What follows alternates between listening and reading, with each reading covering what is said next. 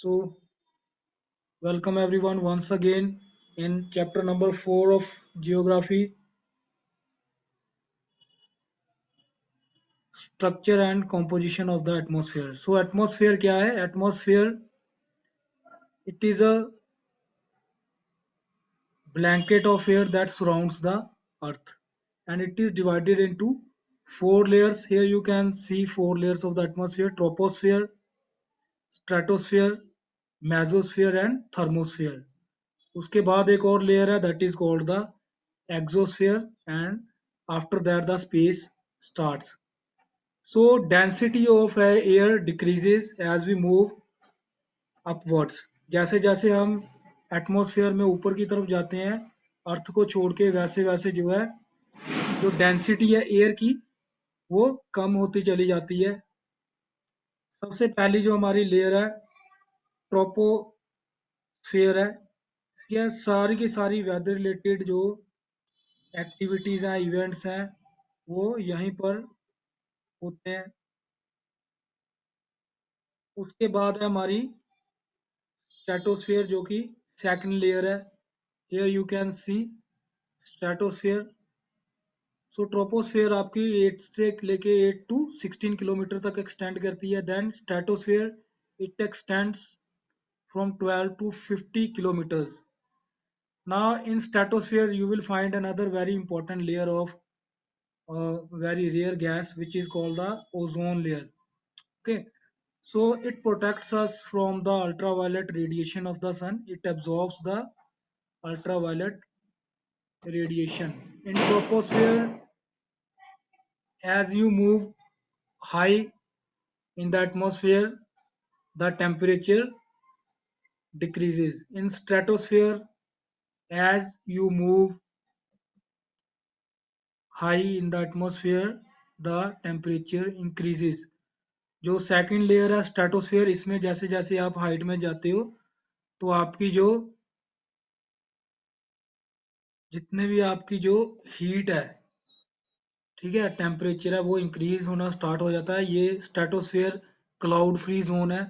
जो आपके jet airplanes हैं सारे के सारे यहाँ पर चलते हैं. थर्ड लेयर है mesosphere. So mesosphere extends to a height of 80 kilometers above the stratosphere. Here temperature decreases with increase in height. Upper boundary of the mesosphere is the mesopause. This is the coldest layer with a temperature below 143 degrees. This is around 100 kilometers above the stratosphere. Meteorites that enter the Earth's atmosphere from outer space burn up in this layer. So atmosphere की सबसे ठंडी layer जो है mesosphere है. इसमें जैसे जैसे height में जाओगे आप तो टेम्परेचर जो है डिक्रीज होता चला जाएगा, और ये 80 किलोमीटर से 100 किलोमीटर तक जो है इसकी हाइट है. मेटियोर्स जो है, क्योंकि यहाँ पर फ्रिक्शन बहुत है, सभी के सभी मेटियोर यहाँ आके वो है बर्न हो जाते हैं, या कुछ जो बच जाते हैं वो आगे क्रॉस करते हैं नेक्स्ट लेयर्स को. Then the fourth layer, thermosphere. So thermosphere extends up to a height of 400 km.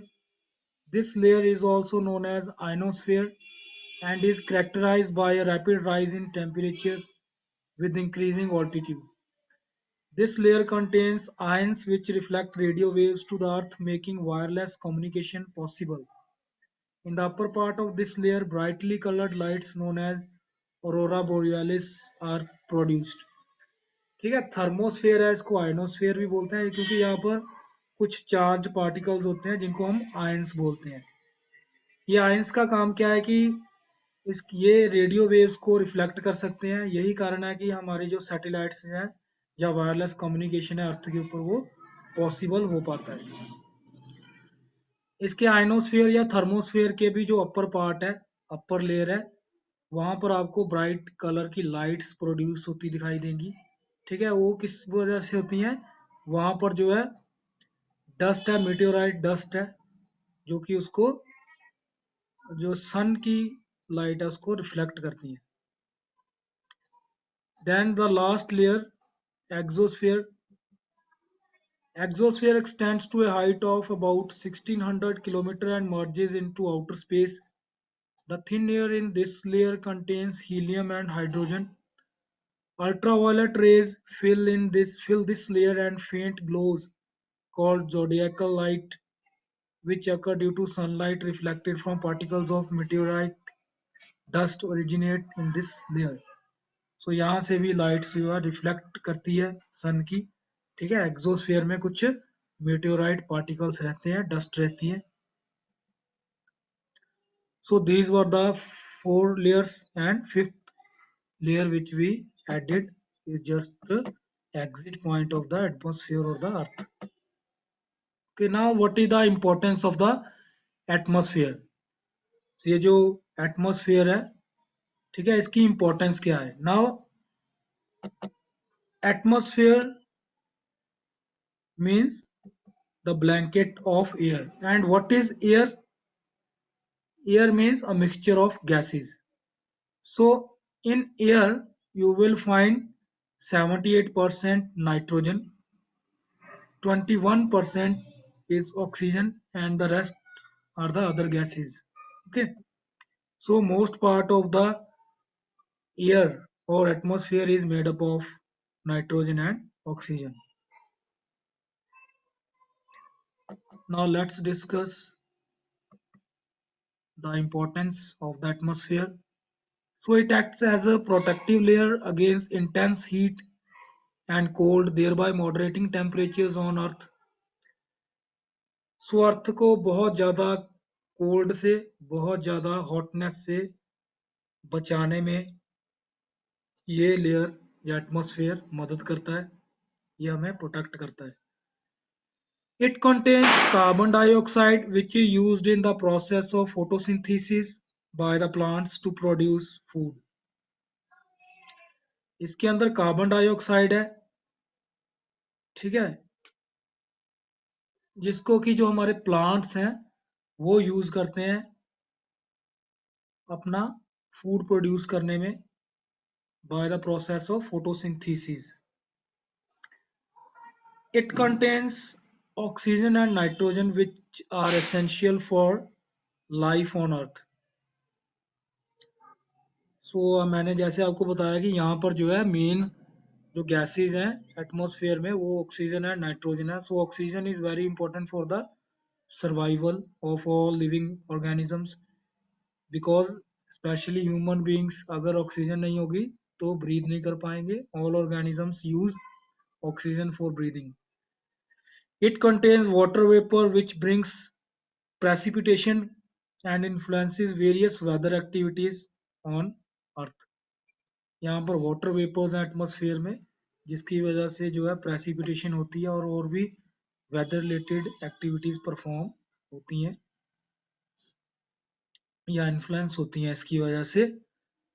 Next is the ozone layer absorbs harmful ultraviolet rays of the sun and protects the biosphere from their harmful influence. Ozone layer जितने भी harmful ultraviolet rays हैं सन की उनको ये absorb कर लेती है.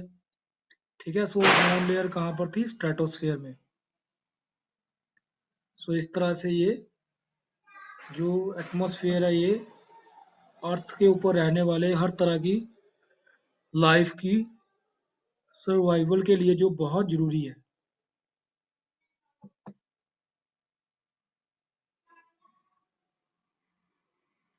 So let's once again see in detail. So here you can see the layers of the atmosphere: troposphere, stratosphere, mesosphere and thermosphere.